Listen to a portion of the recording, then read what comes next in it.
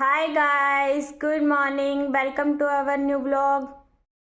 Guys, कल मैंने मेहंदी लगवाई थी। मेरी मेहंदी का रंग देखो कितना डार्क आया है।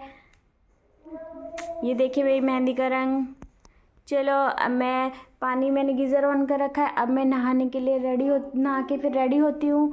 देखना फिर मेरे को आगे मेरा नया। देखिए मैं अपने करवा चौथ के लिए क्या क्या लेके आई। ये मेरी ड्रेस है, ये ड्रेस के मैचिंग की चूड़ियाँ, ये 9 to 5 cc का लैक्मे फाउंडेशन है, ये लैक्मे क्रीम है, एंड ये मांग सिंदूर, रबड़, necklace, earrings, nail paint, bindi and alta. मैं अपने करवा चौथ के लिए ये चीज़ें लेकर आई हूँ। गोलू आज क्या कर रहा है यार ये।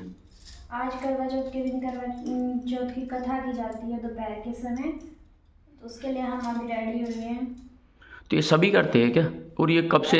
लंबी उम्र के लिए की जाती है ये पूजा। ओके, ऐसा है। सभी रखते हैं क्या यार फास्ट? हाँ, जिन जो मैरिड लेडीज होती है सभी रखती है।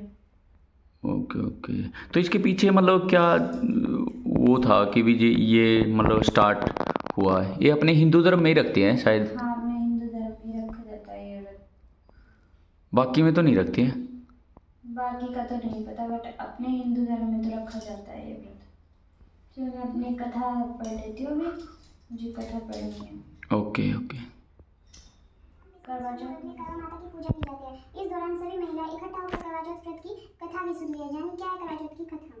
सनातन धर्म में कोई भी व्रत उसकी कथा के बिना अधूरा माना जाता है। हर व्रत में कोई न कोई कहानी होती है जो उसके महत्व के बारे में बताती है। इसी तरह करवा चौथ की भी एक कहानी है जिसे पढ़ाया सुनना हर सुहागिन स्त्री जो करवा चौथ व्रत करती है उसके लिए जरूरी था। साल 2023 में करवा चौथ व्रत नवंबर को पड़ा है। इस करवा चौथ व्रत कथा करने का शुभ मुहूर्त शाम को इतने बजे तक रहेगा। यहाँ देखिए करवा चौथ व्रत की कथा। एक साहूकार के 7 पुत्र थे और एक पुत्री थी। एक बार कार्तिक कृष्ण पक्ष की चतुर्थी को सेठानी जी उनके सातों बहुओं को उसकी बेटी के करवा चौथ का व्रत रखा।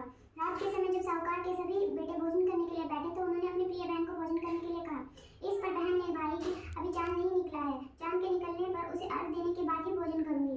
चूंकि साहूकार के बेटे अपनी बहन से बहुत प्यार करते इसलिए उन्हें अपनी बहन का भूख से व्याकुल चेहरा काफी दुख दे रहा था। साहूकार का एक बेटा नगर के बाहर चला गया और उसने कहा एक पेड़ के एक पर चढ़कर अग्नि जला दी। घर वापस आकर उसने अपनी बहन से कहा देखो बहन, चांद निकल आया है, अब तुम अर्घ देकर भोजन कर ग्रहण करो। साहूकार की बेटी ने अपनी भाभीियों से कहा कि चांद निकल आया, तुम सब भी अपना अर्घ देकर भोजन करो। ननद की बात सुनकर भाभीियों ने कहा चांद